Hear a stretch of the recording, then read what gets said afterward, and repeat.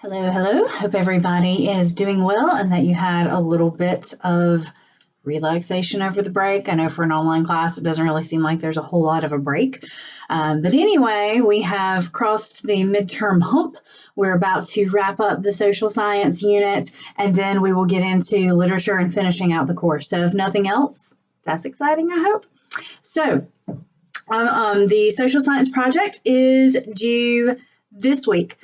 So whether you are doing the observation report or the study proposal, please make sure that you review your checklist. There are checklists in the folders. I did copy over the folders that had the instructions into the week 9 folder. If you see me looking off to the side, I've got our course up on Fellowship Monitor. And hey, check behind me for all the Halloween festivities going on. I just noticed you can see my jack-o'-lantern leering over the side, over my shoulder over here. Maybe that's what I need to do, is have like and you can see my leg lamp over there for Christmas. I'm ready for at least 2 holidays right now. Yeah, maybe I'll do a video with a jack-o'-lantern on a shoulder and an angel on the other. I don't know. Okay, so I've had a few questions about the observation report, study proposal, the social science project, if you will, and I appreciate that. Thank you for emailing and dropping questions and checkpoints and dropping into office hours. So a few things that I'll go over.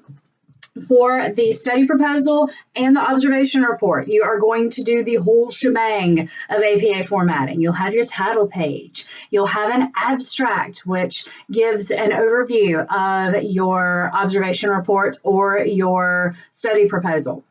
You will have an introduction. The introduction will incorporate your literature review. You may shorten your literature review if you need to alter it from the one that you originally submitted. That's fine. Remember that an introduction does not need to be headed introduction. You'll just have your title at the top of the page and roll right into your introduction.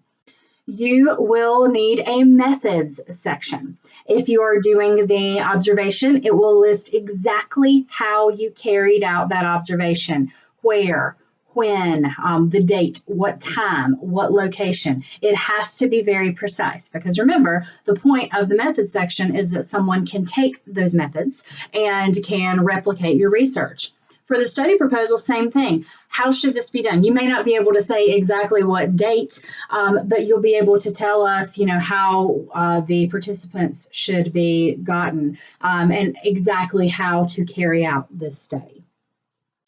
For the observation report, you're going to have a results section that will say exactly what you found. The results section is just a listing of what was observed, what was seen, not any kind of conclusions from that.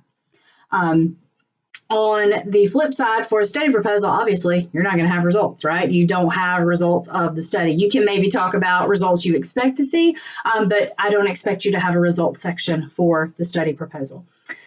For either of them, you are going to have discussion at the end. That's, remember, MRAD, introduction, methods, results, and discussion. Okay, so in your discussion, that's where you talk about what these results might mean. That's where you talk about anything that maybe went wrong in the observation. That's where you talk about implications for further research. For the study proposal, same thing. You can talk about things that we should take into account when doing this study. What kind of, what you think the significance is going to be of whatever results you get, what they can mean for further study in the field. After that, you'll have your references. So anything that's cited in your literature review or anywhere else in the essay will appear on that references page. So keep in mind that you should avoid saying that, what you found proves something. One study on what's probably a really limited sample isn't necessarily going to prove anything. It may suggest something, it may support something, but it's not going to prove it. So this is the time to think about all of the stuff we've read and discussed for the social science unit and put it to use. So that's the big thing this week. I do have some other stuff in our folders, literature unit stuff. Don't worry about that until you've gotten your report done, okay?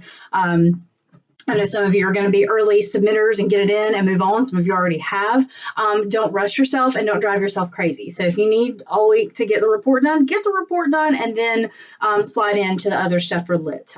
This week, there's just a little kind of an introduction to get us into literature because I didn't want to everything at you all at one time. We're going to take the literature unit slow. We are going to start with some short stories. Then we'll go into some poems. Then we'll get into some more short stories and some drama. I'm trying to keep things seasonally appropriate. So we'll get into spooky death poetry next week.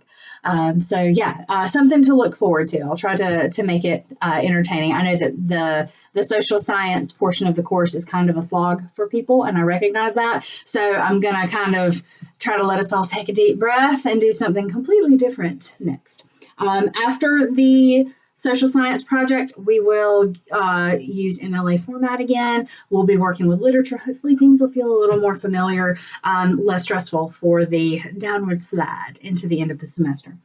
All of that said, remember, I'm here. I'm holding my regular office hours. Fall break is over, so I am 100% back. I also have time for meetings this week. I'm meeting with students mostly on Wednesday and Friday this week for outside of, you can always drop into office hours, but if you need to set up a meeting, I do have time on Wednesday for those of you who need to meet about the report and can't make office hours. If Wednesday doesn't work for you, get in touch. I'm glad to set something up with you. Collaborate is here, and I can be flexible. So if you need to meet and it doesn't really work with a normal 9 to 5 kind of schedule, let me know. We'll work it out.